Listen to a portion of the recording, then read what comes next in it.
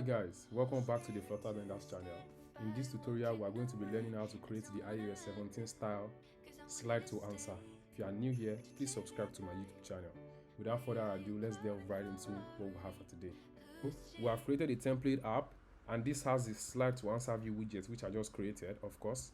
And also, I have created this custom button widget to ensure that we don't spend time creating a reusable widget. This button is going to represent each button that we have on our UI. So let's delve right into it. So we're going to go back to this slide to answer view. And the first child we are going to have in this slide to answer view is a stack widget. And the first child we are going to have in this stack widget is going to be a position.field widget with a container. And this container is going to take a decoration with a linear gradient. The beginning is going to be top left, and the end is going to be bottom right. And also we're going to give it three colors, which is colors.gray with a shade of 600, colors.blue-gray with a shade of 700, and another colors.blue-gray with a shade of 800. Now when we save our app, we can see what we have now. The next thing we want to do is to create a position widget. We're going to give the right 20, and the child is going to be a safe area, and we're going to have a Cupertino icons.info to ensure that the icon at the top right of our corner stays there. So when we save this, we can see that we have our icon here. We are then going to go on to have an align widget, and we're going to set the alignment to alignment.top center.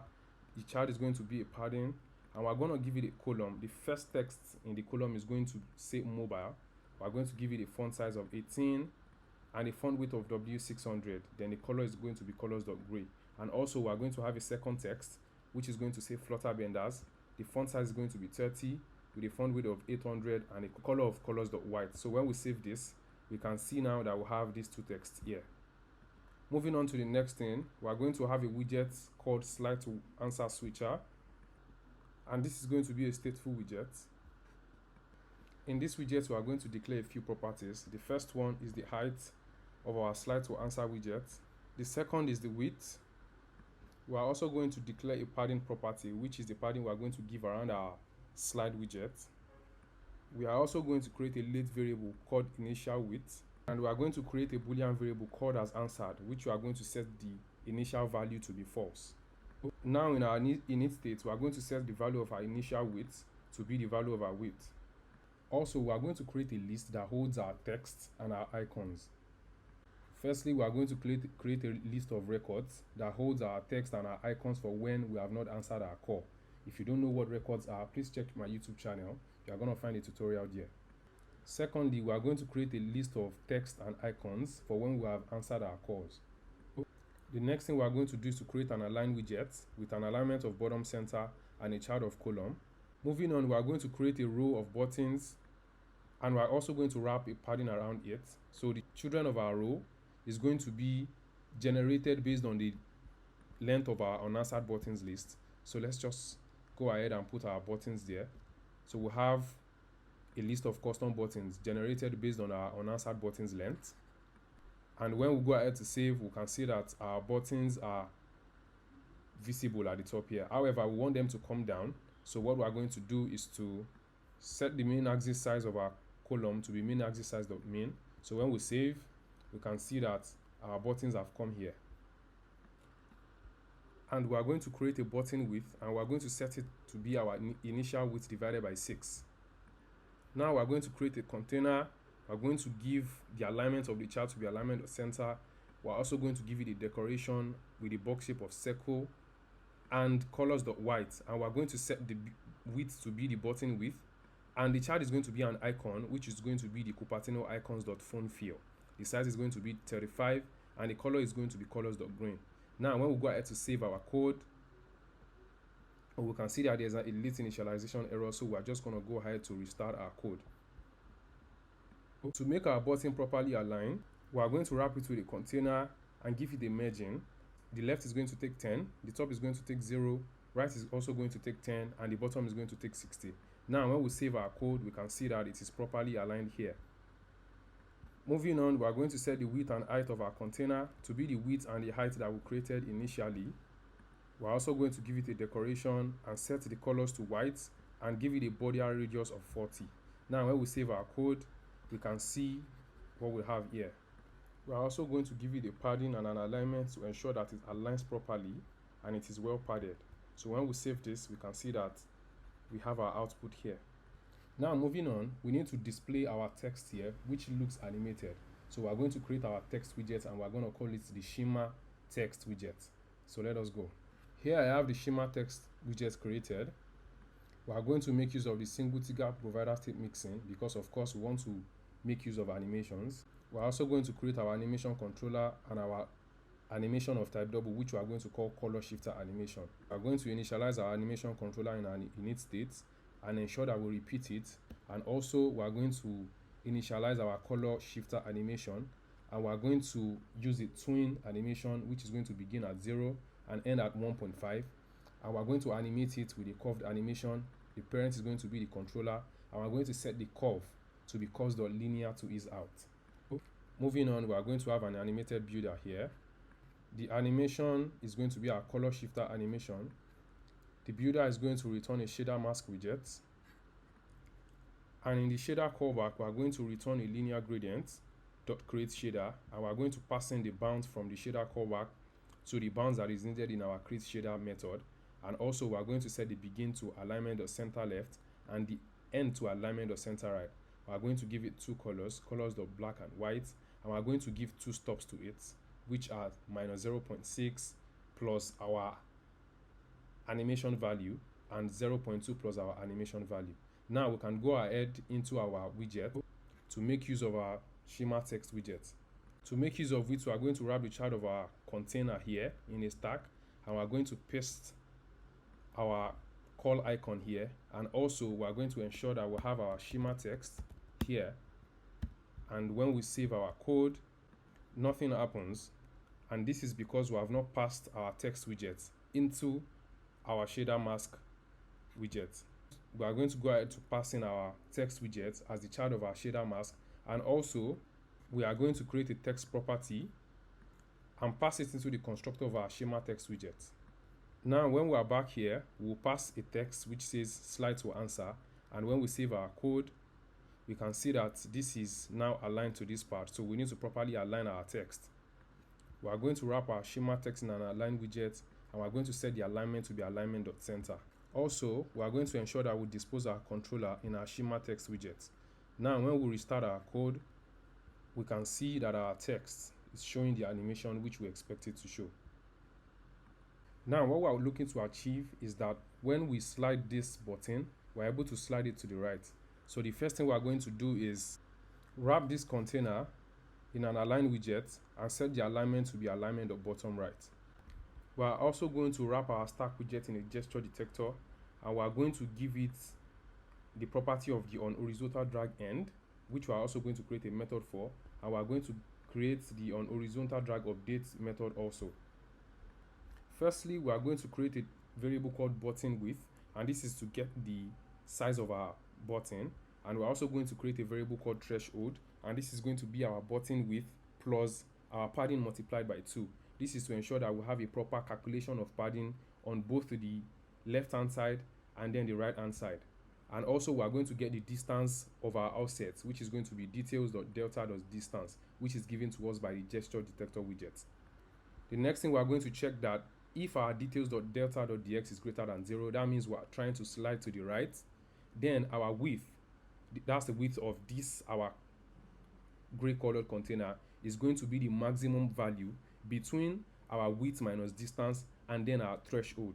So this maximum value, this max method, is gotten from the mat.dat library, right? So what this means is that when our width is less than our threshold, right, it means that the value of our width is forever going to be the value of this threshold. And this is to ensure that the value of our width is never smaller than the value of our button. Else, we are going to set the value of our width to be the minimum value between our width plus details.delta.distance and our initial width. And this is just to ensure that while we are sliding to the left, right, the size of our width does not exceed 400 pixels. And we're also going to call set state here to ensure that our state is updated. We are also going to create our on drag end method, and we are going to create a variable called threshold, which is going to be the size of our button. Remember, the size of our button is initial width divided by 6 plus our padding multiplied by 2. This is to ensure, like I said, that we have accurate padding on both the left side and then the right side. Now we're going to make a check that if our width is greater than or equal to initial width, it means we have come back to the initial position and we don't want to perform any action. Then this should just return and it should be cancelled. But if not, we are then going to check that if the size of our width is equal to our threshold, which means we have gotten to the end of our container and the size of our container is around 76 pixels, then we want to set our as answered value to be true.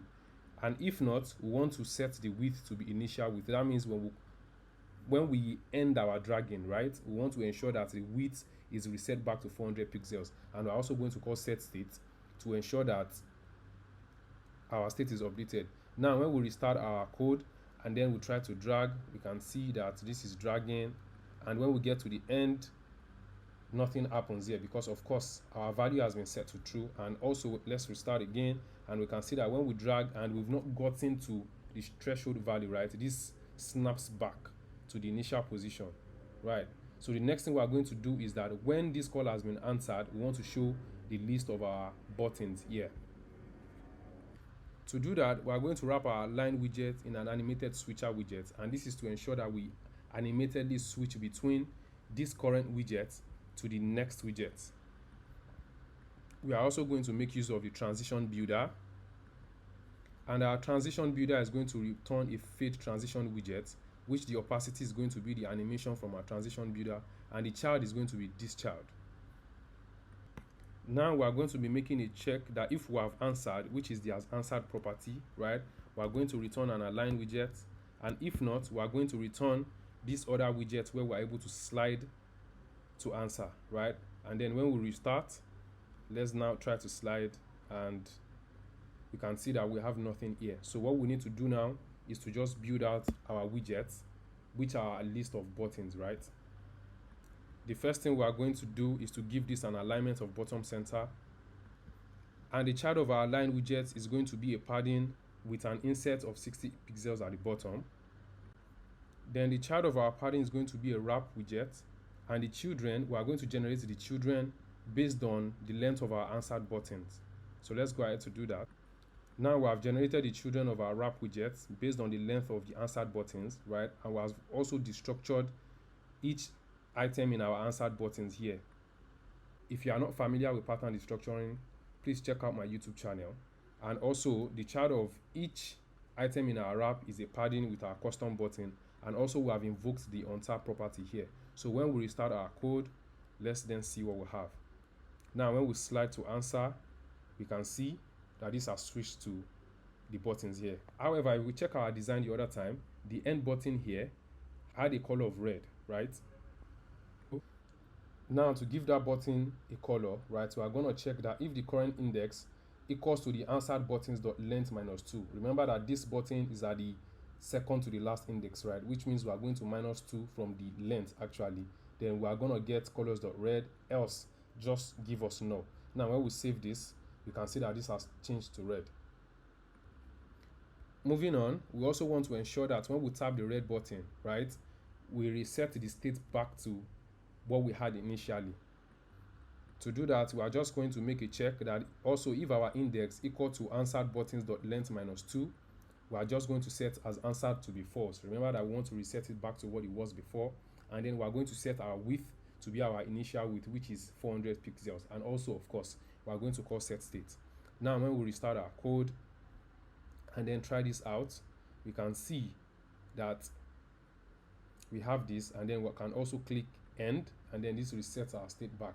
However, we need to add a little bit of fade transition animation, and we have actually added it here, but the reason why it's not working is because both this widget and this widget, right, have an aligned widget as the parent widget, and this is actually sort of confusing our compiler about the widget. So to just make sure that this is solved, we are going to add keys into the widget. So we are just going to give this value key and name it answered, and we're going to give this one a value key and name it unanswered, and we're going to save this. We're also going to add const here, and we're also going to add const here.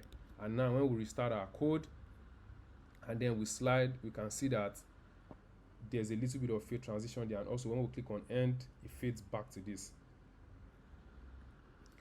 I hope you have been able to learn something new today. Please subscribe to my YouTube channel, and I'm going to drop a link to the GitHub code base in the description. I'll catch you guys later. Peace.